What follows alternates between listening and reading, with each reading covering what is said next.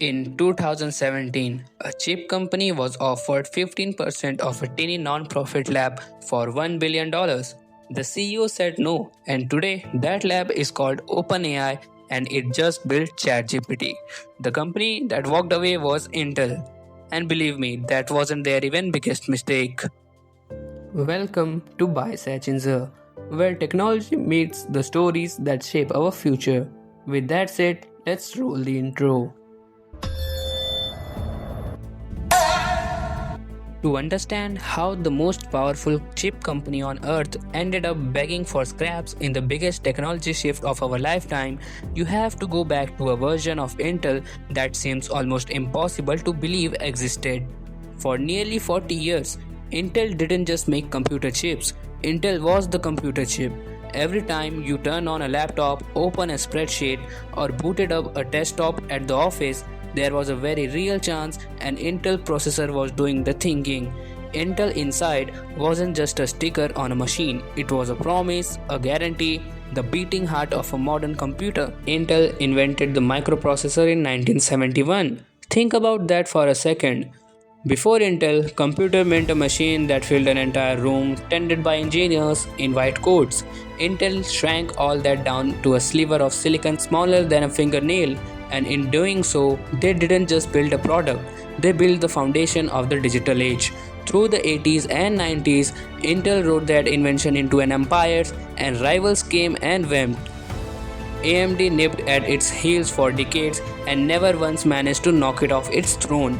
Intel just kept winning. By the year 2000, Intel's market value soared past $500 billion, dollars, making it one of the most valuable companies on the entire planet, sitting comfortably alongside the giants of American industries. There's a particular kind of danger that comes with being that dominant for that long. When you have won every fight for 30 straight years, you stop asking whether the next fight will look the same as the last one, you assume it will.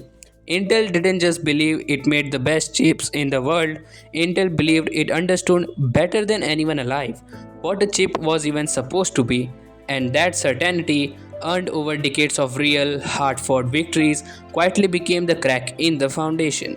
But here's the uncomfortable truth about empires. The very thing that makes them strong is often the thing that makes them blind. Intel's whole world was built around CPU, the central processing unit, the brain of a traditional computer, which does one instruction after another in careful, orderly sequence. It's like a brilliant surgeon, precise, methodical, unmatched at complex, sequential tasks. For decades, that was exactly what computing needed.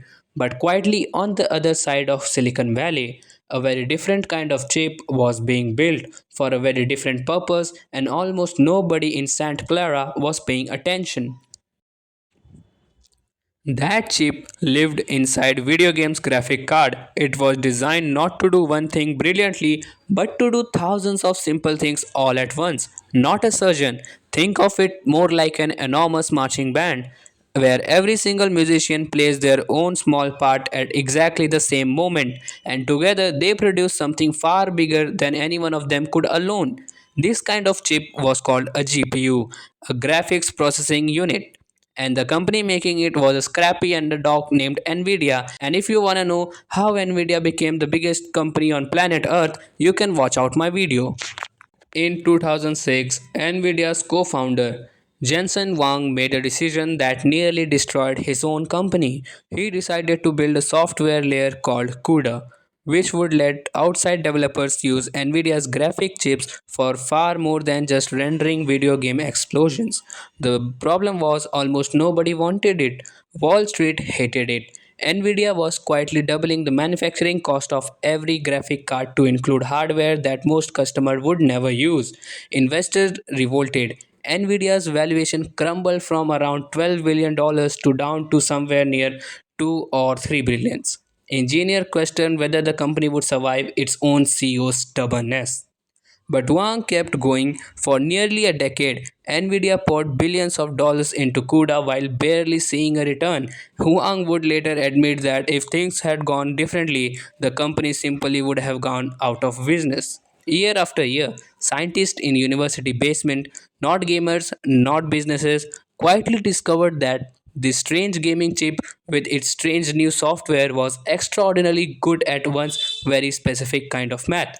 The kind of math that powers something called neural network, and the kind of math that would turn out power artificial intelligence. Nobody at Intel was worried. And why would they be? Their CPUs still ran the world. Nvidia's chips were a niche hobby for gamers and academics. It was on paper a rounding error. Then came 2012.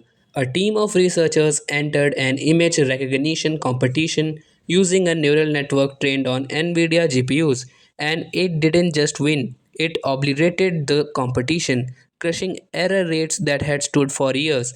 And in an instant, the entire artificial intelligence research community understood something Jensen Huang had bet the company on since 2006. If you wanted to train a machine to think, you didn't want a brilliant surgeon working alone. You want an army of marching band and all playing together. You wanted a GPU. This was the moment the entire ground shifted beneath the entire tech industry, and Intel had no idea that it had happened. And here's what makes this story sting even more.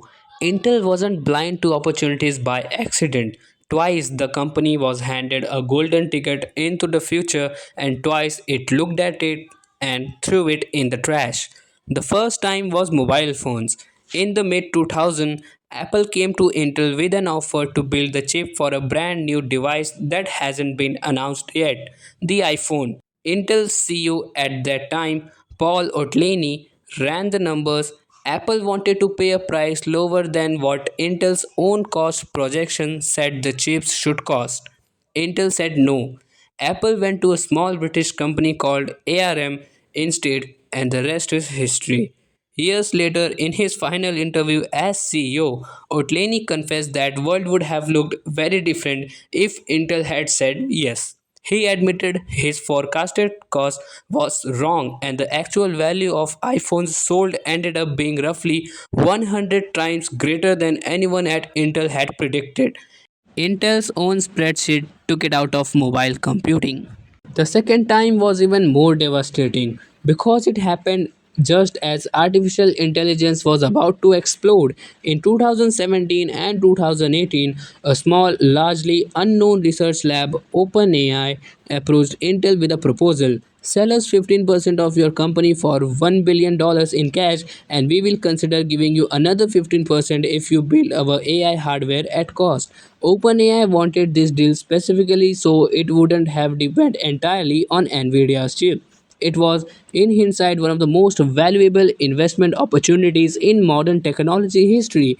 Intel CEO at that time, Bob Swan, a former chief financial officer with a background built on numbers rather than technology bets, didn't believe generative AI would reach the market anytime soon. He passed. And Microsoft, sensing something Intel couldn't see, invested $1 billion into OpenAI in 2019 and then billions more after that. In 2022, OpenAI released ChatGPT, and the entire planet suddenly understood what artificial intelligence could actually do. And OpenAI's valuation would eventually be estimated in the tens of billions of dollars, and then far beyond that.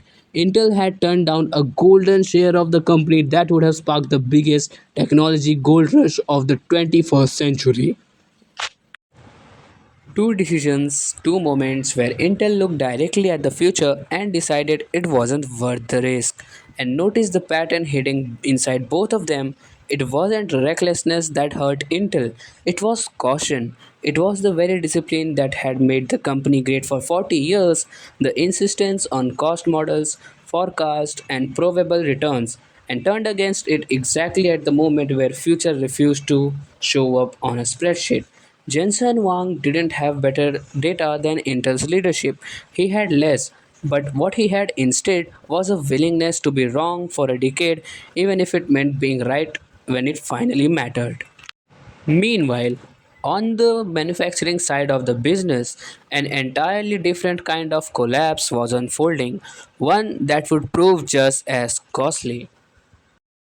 For decades, Intel's secret weapon wasn't just designing great chips, It was manufacturing them better than anyone else on earth inside its own factories. But starting around 2015, with a manufacturing process called 10 nanometers, something went wrong. Intel tried an incredibly ambitious technical leap, and the yields, the percentage of usable chips coming off the line, were terrible. What should have taken a couple of years to fix ended up taking closer to 3 years. While Intel was stuck troubleshooting its own factories, a company in Taiwan called TSMC quietly and methodically kept shipping. By the time Intel finally got its manufacturing back on track, TSMC had already sold more than half a million wafers of its next generation process and was sampling the generation after that. Intel didn't just fall behind on chip design, it fell behind on the very manufacturing advantage that had made it untouchable for 40 years. And all of this was happening at the exact moment the world needed more advanced chips than ever. Because by 2022, the AI revolution wasn't a research curiosity anymore, it was a tidal wave. ChatGPT became one of the fastest growing products in the history of the internet. Every major tech company on planet suddenly needed to train massive AI models, and there was only one company whose chips and whose software can do that. That same CUDA platform nobody wanted back in 2006 could do it at scale. Cloud giants like Microsoft, Google, and Amazon started spending tens of billions of dollars building data centers stuffed with NVIDIA hardware. It wasn't just that NVIDIA made good chips, it was that an entire generation of AI researchers had already spent nearly 2 decades building their software and their skills specifically around CUDA. Switching away wasn't just difficult, for most of the company, it was nearly impossible. Nvidia's revenue exploded. Its market value soared past $4 trillion, at times touching close to 5 trillion and crossing 5 trillion, making it single most valuable company on the face of the earth. Intel, the company that once dwarfed it in every conceivable way, was left watching from the sidelines as its own neighbor in Santa Clara became bigger than entire national economies. Intel didn't sit still. It tried, it really did. The company acquired an AI chip startup called Navena for around $400 million back in 2016, hoping to buy its way into the future it had failed to build. It later launched its own AI accelerator line called Gaudi, promising to undercut Nvidia's on price. But building great AI chips takes more than good hardware. It takes a software ecosystem that developers trust, one built over years, sometimes decades, of patient investment. Nvidia had already had the start and it baked in. Intel's Gaudi chips have captured only a small sliver of the market, holding roughly 3% of AI accelerator share even years into the fight, while Nvidia has commanded somewhere around 80% or more. Then in 2021, Intel brought in a new CEO named Pat Gelsinger, an engineer, a lifer who had spent 30 years at the company before leaving and eventually returning to try to save it. Gelsinger's plan was audacious. He wanted Intel to become a foundry, building not just its own chips but chips for outside companies too, competing directly with TSMC on its own turf. He committed to building new factories in Arizona, Ohio, New Mexico, and Oregon, promising to squeeze 5 generations of manufacturing improvements into just 4 years, an almost unheard of a pace. It would require spending far beyond anything Intel had ever committed to before, tens of billions of dollars a year, much of it backed by government support through the CHIPS Act. It was a bold bet on a company that desperately needed one. But bold bet takes time, and the time was the only one thing Intel's board wasn't willing to give him. In the third quarter of 2024, Intel posted a staggering loss of $16.6 billion, its worst quarterly result in decades. 15,000 employees lost their job that year.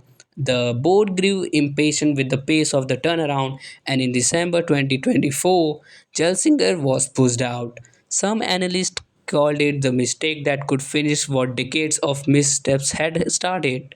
Intel's market value, once above $500 billion, had shrunk to under $90 billion by the following spring, and a loss of roughly $400 billion in value gone. A new CEO, Lip Bhutan, a veteran of the chip industry who had previously turned around another struggling company, took the reins in 2025 and inherited a business at a genuine crossroad. Then something almost nobody expected happened. In August 2025, the United States government stepped in and took a 9.9% equity stake at Intel, converting billions of dollars in previously promised CHIPS Act funding directly into company shares. It was an extraordinary and almost unpredictable move. The government of the United States becoming a major shareholder in what once was the crown jewel of American technology, because losing Intel wasn't just a business problem anymore, it was a national security problem. Intel remained the only company capable of manufacturing the most advanced logic chips on American soil. And here's where the story takes one final turn, almost a cinematic turn. Under Lip Bu Tan, whisper began of a preliminary deal for Intel's factories to manufacture silicon for Apple, the very company that walked away from Intel nearly 2 decades earlier over the iPhone. When reports of this deal surfaced in spring of 2026, Intel stock exploded, climbing to an all-time high near $129 a share in a single day. The government stake, once worth just under $9 billion, was suddenly valued at more than $50 billion in paper gains. By the middle of 2026, Intel's market capitalization had clawed its way back above $500 billion, a stunning recovery for a company that many had already written off. But recovery is not same as the victory. Nvidia still commands somewhere close to 80% of the AI accelerator market, and Intel slice remain in the single digit. AMD has quietly become the real second place challenger, climbing towards 10% market share with the chip that undercut Nvidia's pricing while chasing the same customer Intel once assumed would always be loyal to x86. Intel's foundry business, the heart of its entire survival strategy, still isn't reliable profitable. Its new 18 Armstrong manufacturing process is finally shipping, years later and billions of dollars more expensive than anyone at the company once promised. Some analysts still believe Intel's best path forward may not be building AI chips to beat Nvidia head on at all, but instead becoming the trusted American made factory that builds everyone else's chips, from Apple's to the Pentagon, a quieter and a humbler kind of comeback than once the Intel has imagined for itself. So, did Intel lose the AI war? In the most brutal way, it's yes. It missed the platform, missed the ecosystem, missed the two investment that would have changed everything, and missed the manufacturing lead that made it invincible for 40 years. But this story isn't finished being written. Companies that invented the future once don't always get to keep it. Sometimes, if they are lucky and stubborn enough, they get a second chance to build a different one. What happened to Intel isn't really a story about processor or manufacturing nodes. It's a story about what happens when the smartest people in the room trust their spreadsheet more than their instinct. When caution won too many arguments against imagination, Nvidia bet everything on a future nobody could yet see and nearly went broke doing it. Intel looked at the same uncertain future twice and chose the safer number on the page. One of those bets built the most valuable company in the world, and the other built a cautionary tale that business school will be teaching for decades. The AI war isn't really over, but the first battle, the one that decided who would build the brains of the new era, the one is already in history, and it was lost quietly in boardrooms years before most of us even knew a war had begun. If you enjoyed this video, make sure to like it, and if you want more stories like this, with me. So make sure to subscribe by Sachin sir. And this video ends here. I will see you in the next one.